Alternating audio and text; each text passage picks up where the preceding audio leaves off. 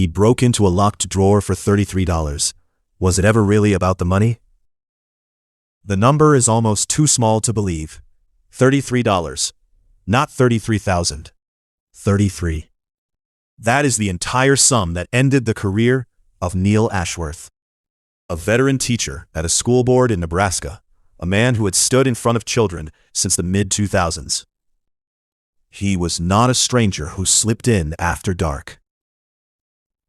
He was a familiar face, trusted with keys, trusted with kids, trusted to be the adult in the room.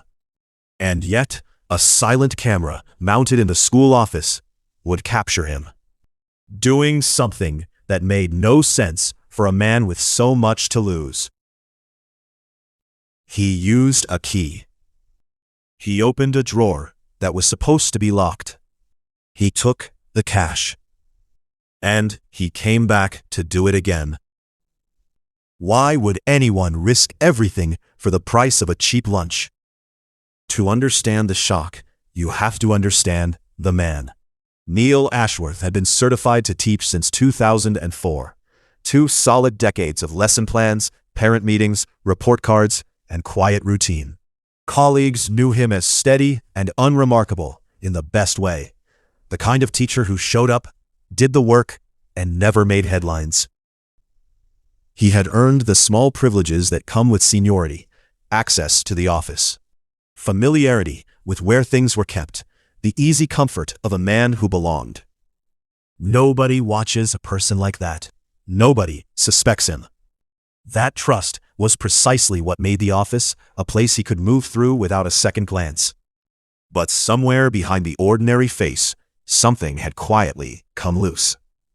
And the first person to sense that something was wrong would not be a colleague at all. It would be a machine. It started, as these things often do, with a feeling that the numbers were off. Small amounts of cash kept going missing from a drawer in the school office. Never enough to set off alarms. Never enough to be certain you hadn't simply miscounted. A few dollars here, a few there. The kind of loss easy to explain away as a mistake, a memory lapse, a bill spent and forgotten. But the shortfall kept happening, quietly and steadily, and eventually somebody stopped explaining it away and started asking a harder question. What if this isn't an accident? What if someone is taking it? The drawer was kept locked. Only certain people had a way in. And so a decision was made that would turn a vague suspicion into something undeniable. They would let the room watch itself. Somewhere above the desk, a small lens was about to start recording. The plan was simple and patient. A surveillance camera was positioned to keep a steady eye on the office, and in particular, on the drawer where the money lived. Then, everyone waited. There is something chilling about a trap built entirely out of patience, no confrontation, no accusation, just a quiet machine and the certainty that whoever was doing this would do it again. Days passed. The camera blinked in its corner, ignored, invisible, exactly the way good surveillance is meant to be. And then it happened. A familiar figure entered the office, alone. He moved with the unhurried ease of a man who had every right to be there, because he did. He approached the desk. He reached for the drawer. And the lens recorded a small, ordinary key sliding into a lock it was never supposed to open. It was not a single bad moment. That is the detail that lingers. The video surveillance did not catch one impulsive lapse. It caught a pattern. Over the course of 5 separate days, the camera recorded Neil Ashworth returning to that same drawer, using the same key, removing cash a little at a time. 5 days. 5 chances to stop, to think, to feel the weight of what he was doing, and walk away. Each visit looked almost casual on the tape, the practice motions of a man who had done it before and expected to do it again. And the grand total he collected across all 5 days, every furtive trip combined, came to just $33. Investigators now had what they needed. Not rumor, not a hunch, but a clear, repeated, recorded record of a trusted teacher quietly stealing. The reckoning was no longer a question of if, but when. There is no good way to be shown a video of yourself stealing. When the footage was laid out, there was nothing left to argue. No innocent explanation that could survive what the camera had captured across 5 separate days. The evidence was not circumstantial. It was him, plainly, doing the thing again and again. For a man who had spent 20 years building a reputation as the dependable one, the steady one, the moment must have been a kind of free fall, watching his own hands betray him on a screen. The board moved quickly. There would be no quiet warning, no second chance buried in a personnel file. The consequences were already in motion, and they were severe enough that Neil Ashworth would make a decision that very same day, a decision that would close the door on his career before anyone else could close it for him. It all collapsed in a single day. Neil Ashworth was suspended without pay and told, plainly, that there would be a recommendation to end his employment.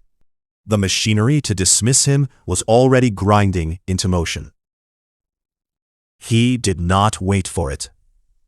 On that very same day, the same hours in which he learned his job was effectively over, he resigned from the board. 20 years of work, ended not with a retirement card, but with a quiet exit under a cloud. All over $33 in stolen cash. And here is a detail that makes the whole story stranger still. The police were never called. No officer ever knocked on his door.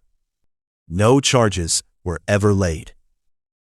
A man caught red-handed on camera, repeatedly, simply walked away from the classroom, forever. But walking away from his employer was not the same as walking away from what he had done. Months passed in silence. And then, when he could have simply disappeared, Neil Ashworth did something unexpected.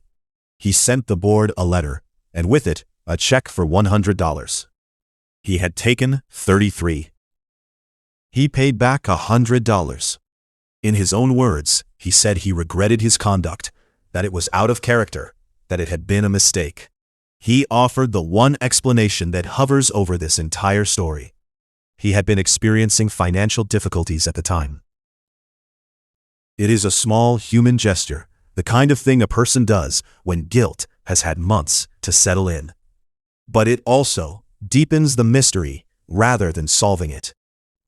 A man desperate enough to risk his career for $33 later finds $100 to give back. What kind of trouble does that, and what kind of remorse follows it? Eventually, the matter reached a teacher's disciplinary board, and Neil Ashworth did not fight it. Based on an agreed resolution and a guilty plea, the board found him guilty of professional misconduct. He was called to appear in person for a formal reprimand, made to sit and answer. For $33 taken from a locked drawer, and ordered to complete a course in ethical behavior. But the board also did something telling. It listened to the rest of the story. It accepted that this was an isolated occurrence, a single dark chapter in an otherwise clean record. It accepted that he had been struggling financially when it happened. And it accepted that he had never done anything like this before, and had not done it since. The punishment was real but measured, the response not of people seeking to destroy a man, but of people genuinely puzzled by him. And so we are left exactly where we started, staring at a number that refuses to make sense. $33. A career that took 2 decades to build, traded away on camera over 5 separate days for less than the cost of a tank of gas. He was certified, experienced, trusted, and he threw it all into a locked drawer for almost nothing. The financial difficulties he described might explain the impulse. But they cannot explain the math, because no amount of hardship makes $33 worth a lifetime's reputation. Maybe it was never really about the money at all.